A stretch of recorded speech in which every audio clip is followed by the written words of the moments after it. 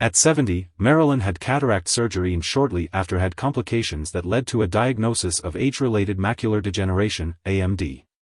The doctor explained that she had both wet and dry forms of the disease and would need treatment to prevent further vision loss. Marilyn was scared and felt depressed, but with the help of therapy, she has learned to worry less about the future and be grateful for each day. When I found out I had AMD, I went to see my family doctor right away.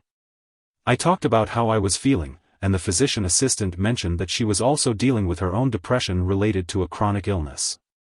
When she shared her experience, I felt comfortable opening up. I told her about how I was constantly crying and didn't want to be around people. I felt like nobody understood what I was going through. At the same time, I was uncomfortable talking about my eye diagnosis. After that visit, I was given a psychologist's phone number, but I waited a couple of weeks before calling. I was hesitant to share personal details with a stranger. However, one day my husband overheard me crying and asked me what was wrong. I told him I didn't know, but that I was miserable and scared about what would happen next. Finally, I found the courage to pick up the phone and make the call. At my first therapy session, I struggled to express my feelings about my recent diagnosis of age-related macular degeneration, AMD, and retirement. My therapist helped me understand that I was not alone in living with this condition, and that it was not a punishment or a test of strength. She guided me to create a list of challenges and encouraged me to find ways to adapt and improve my life. She also taught me breathing techniques to help me sleep at night and prescribed a low-dose antidepressant, which greatly improved my mental health. With ongoing therapy and treatment, I found that everyday life became more manageable despite the challenges of living with AMD. So, when dealing with age-related macular degeneration, it's important to seek support and knowledge from others who are experiencing the same challenges.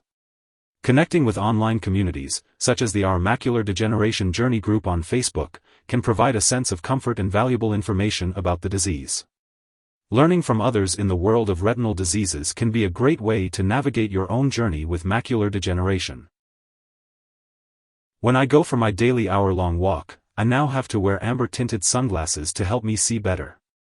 If I wear really dark sunglasses, I might not see the cracks in the ground and could trip and fall. Since I've always worn glasses, everything used to be clear. But now, certain things can look blurry and confusing. For example, a pile of leaves might look like a squirrel to me. Sometimes, I might think I see something, like a dead cat, but it turns out to be something else, like a hat. And when it's still dark in my bedroom, I see a gray, round shadow before I go to sleep or when I first wake up. It's pretty spooky, but it goes away. I go to bed earlier now because my eyes get tired, and I prefer to read on a Kindle or a big computer monitor where I can change the contrast or make the text bigger. Even the fonts on my cell phone are much larger than normal. As I continue to experience a gradual loss of vision, I feel grateful that my right eye still has great vision after 6 years of dealing with age-related macular degeneration. I have also been able to maintain stability in my left eye through regular shots every 14 weeks. This experience has taught me to appreciate everything I see and to live in the present moment. It's important not to constantly worry about the future of your eyesight, as it can prevent you from fully experiencing the present.